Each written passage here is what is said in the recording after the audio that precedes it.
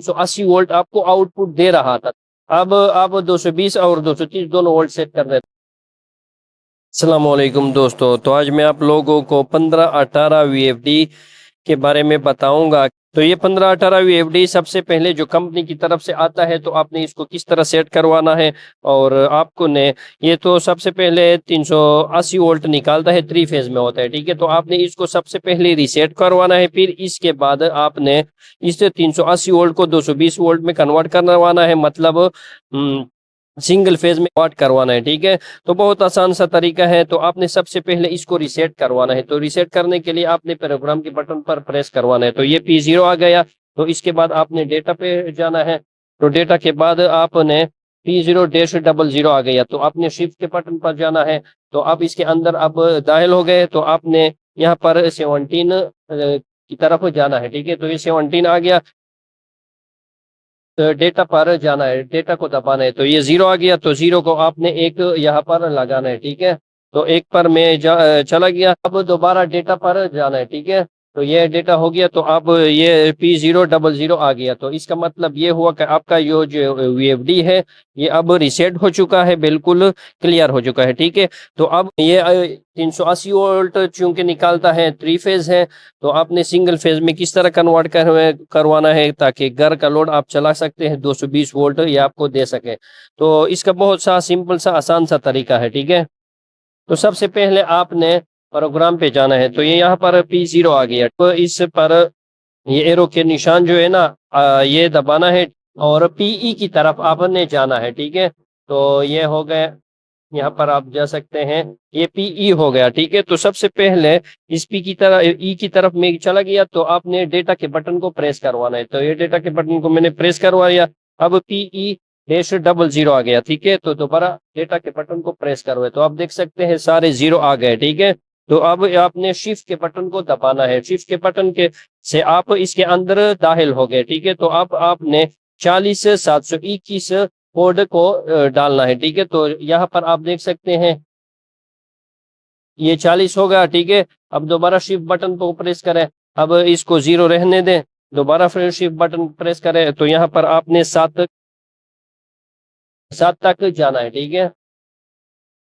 तो ये मैं 7 तक चला गया। तो दोबारा शिफ्ट बटन प्रेस करें। तो यहाँ पर आपने 2 तक जाना है, ठीक है। तो ये 2 तक चला गया। इसके बाद आपने यहाँ पर 1 तक जाना है। तो आप देख सकते हैं 40-721 ये इसका अपना कोड है। तो यहाँ पर चला गया। अब आपने डेटा के बटन को प्रेस करवाना है। तो ये मैंने डेटा के बटन को प्रेस करवा दिया, ठीक है। तो ये P-0 हो गया, ठीक है। 01 हो गया, ठीक है। अब यहाँ पर 01 की जगह आपने 04 पर जाना है। तो दोबारा शिफ्ट की बटन को प्रेस करें। तो ये 1 तक अंदर में दाखिल हो गया, ठीक है। तो यहाँ पर आपने 4 की तरफ जाना है, ठीक है।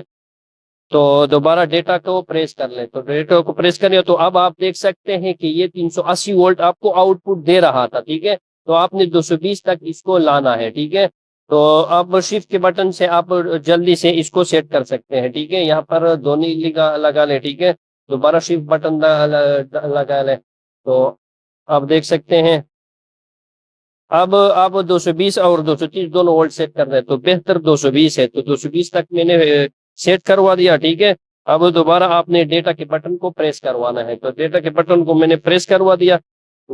अब आप देख सकते हैं PE-05, ठीक है। तो आपने इसको 3 की तरफ जाना है, ठीक है। तो आप देख सकते हैं ये 3 हो गया, ठीक है। तो 3 की तरफ मैं चला गया। अब आपने प्रोग्राम के बटन को प्रेस करवाना है।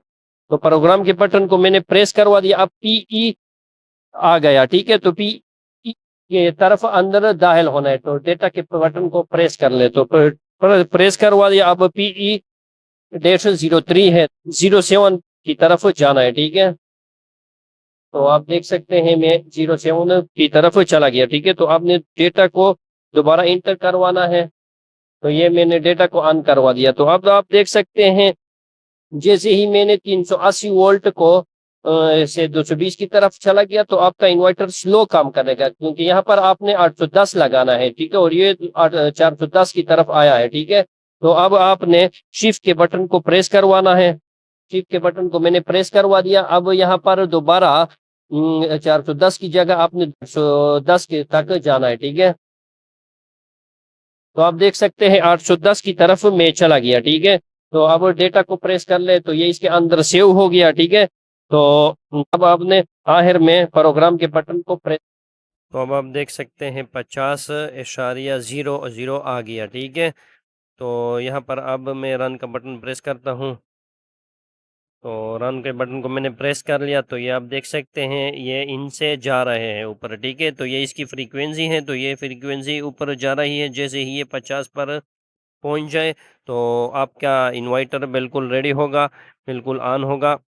और आप यहाँ पर इसके इनसे देख सकते हैं, तो ये ऊपर जा रहे हैं। ठीक है, तो यहाँ पर आप देख सकते हैं 50.00 ये इसकी फ्रीक्वेंसी है। ठीक है, तो अब इस पर आप अच्छी तरह लोड डाल सकते हैं। ठीक है, तो अब मैं इसके बाद इसके आउटपुट वोल्ट भी आप लोगों को चेक करवाता हूं और इसके कनेक्शन भी आप लोगों को दिखाता हूं कि इसके लाइन का कनेक्शन किस तरह है। ठीक है, तो अब यहाँ पर आप देख सकते हैं ये शमसी का लाइन मैंने निकाला है, पॉजिटिव का तार है। ठीक है, तो ये यहाँ पर मैंने शमसी का पॉजिटिव तार दिया है। ठीक है, और यहाँ पर मैंने शमसी का नेगेटिव का तार दिया हुआ है। तो ये दूसरा इसके साथ नेगेटिव का हो गया, और इसी के साथ ये जो शमसी का लाइन है इसी के साथ ये दूसरा साइड है। तो यहाँ पर फ्यूज़ के ज़रिए दूसरे पॉइंट के साथ कनेक्ट होता है। ठीक है, ये जो आप देख सकते हैं ये वाला पॉइंट, ये फ्यूज़ के थ्रू पॉजिटिव के साथ कनेक्ट होता है। ठीक है, और इसी के साथ ये इसके साइड में दूसरा नेगेटिव का लाइन है, शमसी का इनपुट लाइन है। ठीक है, तो ये इसका नेगेटिव का लाइन है, और इसी के साथ आप देख सकते हैं ये मोटर के लाइन है, आउटपुट 3 फेज़ जो आपको देता है AC वोल्टेज। ठीक है, तो यहाँ पर मैंने 2 पॉइंट को दिया हुआ है, चूँकि मैंने सेटअप में इसको सिंगल फेज़ में कन्वर्ट कर दिया। तो यहाँ पर मैंने इससे 220 वोल्ट का कनेक्शन लिया हुआ है। ठीक है, तो अब यह मीटर है, तो इससे आप देख सकते हैं 208 वोल्ट आपको आउटपुट दे रहा है। ठीक है, तो ये AC 200 आउटपुट वोल्ट आपको दे रहा है। तो आपका ये VFD इन्वर्टर बिल्कुल रेडी हो गया, बिल्कुल ओके हो गया। ठीक है, तो अगर आप इसको बंद करवाना चाहते हैं तो बंद करने से पहले आपने जो लोड लगाया होता है वो लोड आपने ऑफ करवाना होता है, चेंजावर के थ्रू या बटन, जो भी चीज आपने इसकी सेफ्टी के लिए लगाया हुआ है वो बंद कर दे। जो लोड होगा वो बिल्कुल उसको इससे खत्म करवा दे। ठीक है, फिर आपने इसके बाद स्टॉप का बटन प्रेस करवाना है। तो जैसे ही मैं स्टॉप का बटन प्रेस करवाया ये नीचे नीचे की तरफ आ रहा है, और यहाँ पर आप वोल्ट देख सकते हैं वो भी कम होता जा रहा है। ठीक है, तो आपने इसको थोड़े चंद मिनट के लिए छोड़ देना है। जैसे ही ये ऑफ होगा, ठीक है, ये बिल्कुल 0 की तरफ आएगा, और ये भी बिल्कुल वापस अपने हिस्से की तरफ आ गया 50.00।